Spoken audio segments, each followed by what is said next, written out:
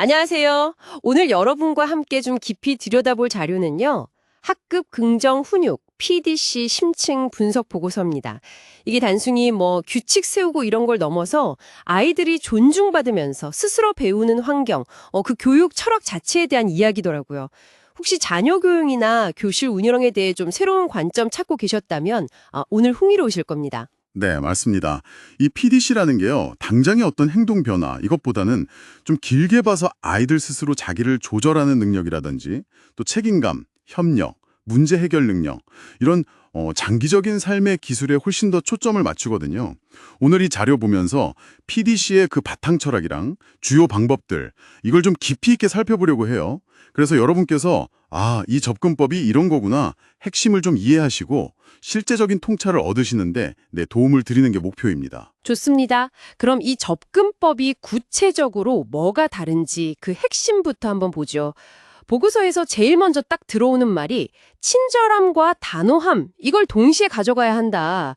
이거였거든요. 근데 이게 좀 어떻게 동시에 가능할까요? 보통은 한쪽으로 좀 치우치기 쉬운데 말이죠. 네, 그게 아주 중요한 포인트인데요. 여기서 말하는 균형이라는 게 아이의 감정은 충분히 공갈해주고 받아주면서 이게 친절함이죠. 동시에 행동의 한계는 명확하게 딱 설정해주면 이게 단호함, 그런 태도를 말하는 겁니다. 그러니까 무조건 처벌하는 거랑도 다르고 또 반대로 그냥 다 허용해주고 방임하는 거랑도 분명히 견이 다른 거죠. 이 바탕에는 그 아들러 심리학에 기반해서요. 모든 사람은 소속되고 싶고 또 내가 여기서 중요하구나 이걸 느끼고 싶어 한다는 그런 믿음이 깔려 있습니다. 그럼 아이들이 보이는 문제 행동 같은 것도요, 그런 관점에서 봐야 하는 거겠네요. 단순히 그냥 얘가 나쁜 짓 하네, 이게 아니라, 자기가 소속되고 싶고 중요하게 여겨주고 싶은 그 욕구를 좀 잘못된 방식으로 표현하는 신호다, 이렇게요. 정확합니다.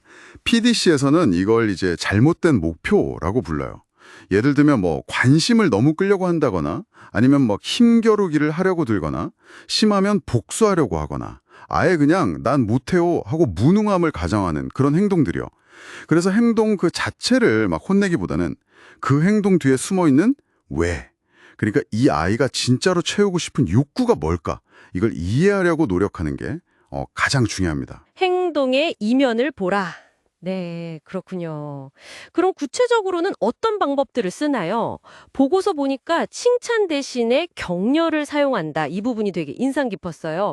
이게 어떤 차이가 있는 거죠? 네, 이게 언뜻 보면 비슷해 보일 수도 있는데 굉장히 중요한 차이가 있습니다. 보통 칭찬이라고 하면 결과나 아이 자체에 대해서 와 정말 잘했다, 너 진짜 착하다 이렇게 말하잖아요.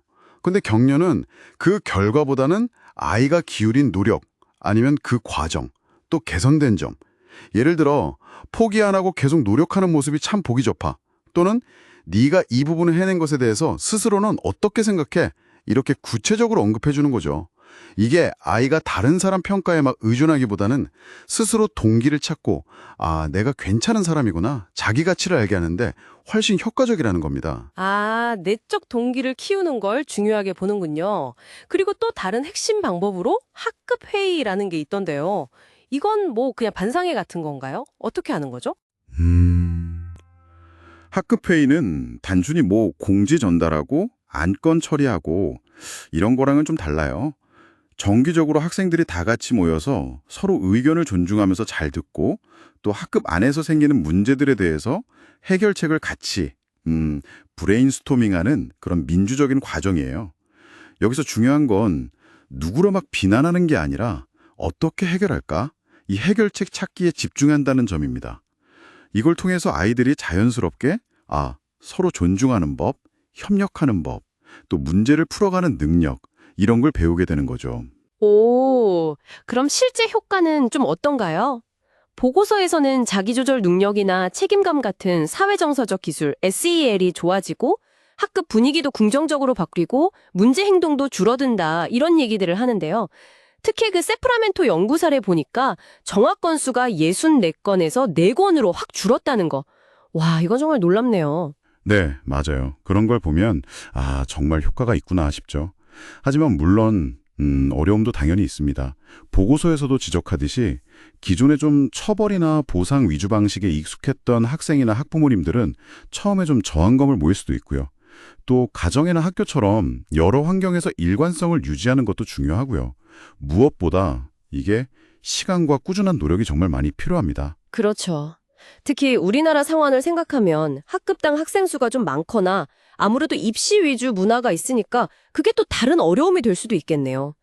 그러니까 이게 당장 딱 효과가 나타나는 그런 해결책이라기보다는 좀 더 길게 보고 꾸준히 실천해야 하는 접근법이다. 이런 말씀이시군요. 맞습니다. 단거리 경주가 아니라 마라톤에 가깝다고 할 수 있겠죠. 통제하려고 하기보다는 상호 존중과 격려를 바탕으로 해서 아이들 스스로 책임감이나 문제 해결 능력을 키우도록 돕는 그런 좀 관계 중심의 그리고 장기적인 관점의 접근법이다. 이렇게 말할 수 있겠네요. 네.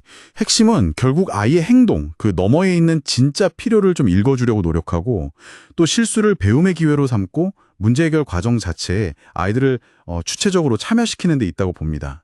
분명 시간과 노력이 많이 드는 일이긴 하지만 아이들의 어떤 건강한 자아 형성뿐만 아니라 서로 존중하는 공동체를 만드는 데 있어서도 정말 큰 잠재력을 가진 방식이라고 생각합니다. 오늘 저희가 나눈 이야기들이 여러분께는 어떤 생각을 남겼을까요?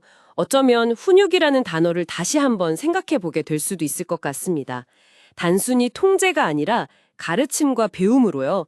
아이와의 관계를 처벌과 보상이 아닌 존중과 협력이라는 틀에서 바라본다면 과연 어떤 새로운 가능성이 열릴 수 있을지 잠시 고민해 보시는 건 어떨까요?